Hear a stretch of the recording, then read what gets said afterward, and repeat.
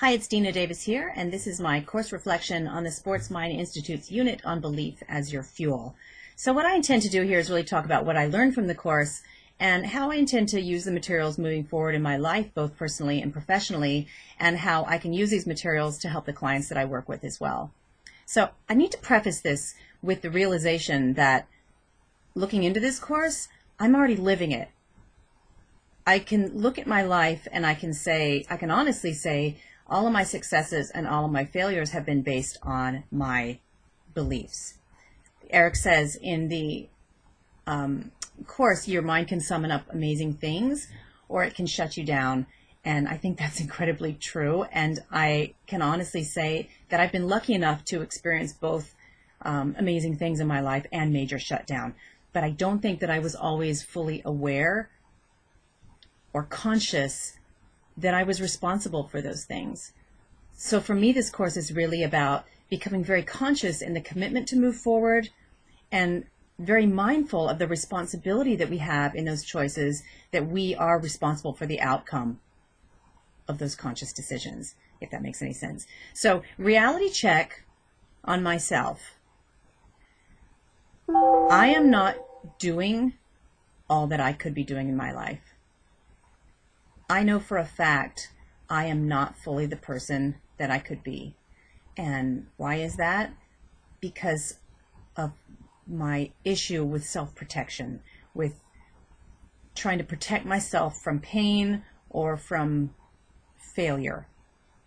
That I'm living a lot of my life trying to avoid pain rather than believing in the things that I know that I can do. So basically there's this bloody battle that goes on inside myself, which is between the you can do this, or I know I can do this, and the no, I better not do this because it might put me in some sort of danger or in some kind of pain. So I think talking about a big part of the course is about acknowledging your ego and using your ego as fuel. So for me, if I can define what ego is for me, it's the voice inside me that tells me that I can.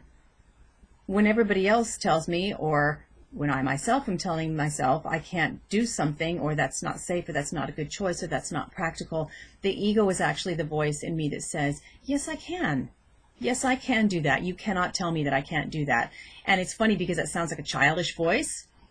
And I know that I was told in my lifetime, don't be egotistical. Stop being so childish. So there ends up being this sort of conflict within myself of which voice do I listen to? And I can honestly say, in retrospect, when I've honored the ego, when I've honored the voice that said, yes, I can, I've achieved things. And when I've dishonored that voice, it's kept me sitting in the tent, as Eric puts it. And what I mean by that is sitting on the side of the mountain, inside the tent, looking up the mountain and watching everybody else climb up that mountain. What is that mountain? What is that Everest, as he puts it? Because everybody has their own Everest. I think it's that ultimate goal. It's that overwhelming, man, someday I'm going to do that. And for me, I put some thought into this, like, what is my Everest? Well, my Everest is not really I don't want a ceiling on what I can do. I want to create things.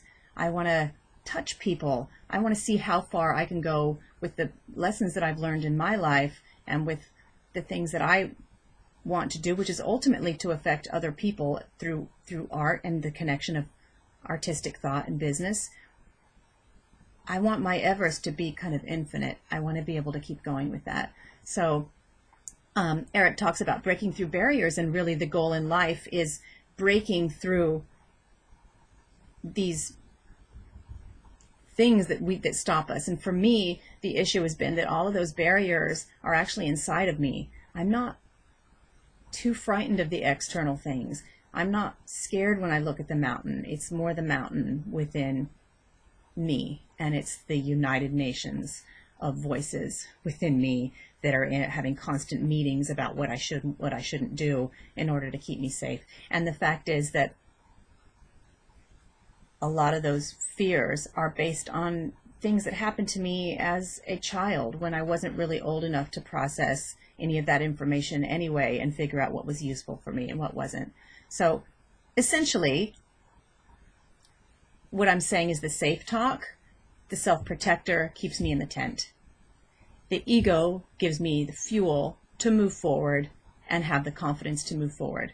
So I'll give a specific example, which is my recent situation. I decided to end a 16-year marriage. Now, it took me 10 years to come to this decision, I would say. And I have felt incredible guilt about it because it was my decision. I think that probably most people would assume maybe my husband did something wrong or something bad happened. And in reality, it was me. I was deeply unhappy. And I stayed in the marriage out of guilt about making the choice that would make me a bad person, that would make me a selfish person. I was going to hurt my kids. I was going to be left homeless. What would I do? How would I protect myself? How would I support myself? And if I make this decision, I'm incredibly a bad, selfish person.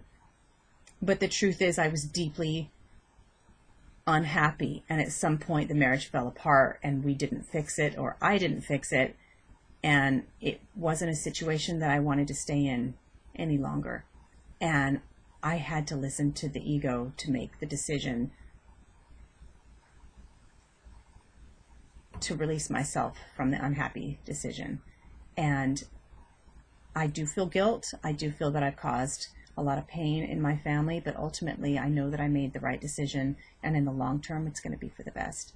So in this situation, I chose to honor my ego. And questions have come up whether the decision was going to be the right one or not. And ultimately it was. So what does success look like for me moving forward? To me, success is overcoming my limiting belief, living a life of purpose, creating something beautiful, and also being able to recognize that and to say, hey, I did that. That's a really cool thing. And being able to take what I've learned and help other people overcome their barriers and realize that the only thing that's really holding them back is a lack of belief in what they can do. And if I can help others push past those barriers and give them the support that they need to achieve incredible things, then we're all living a life of purpose. So that's pretty much my take on this unit. Thank you.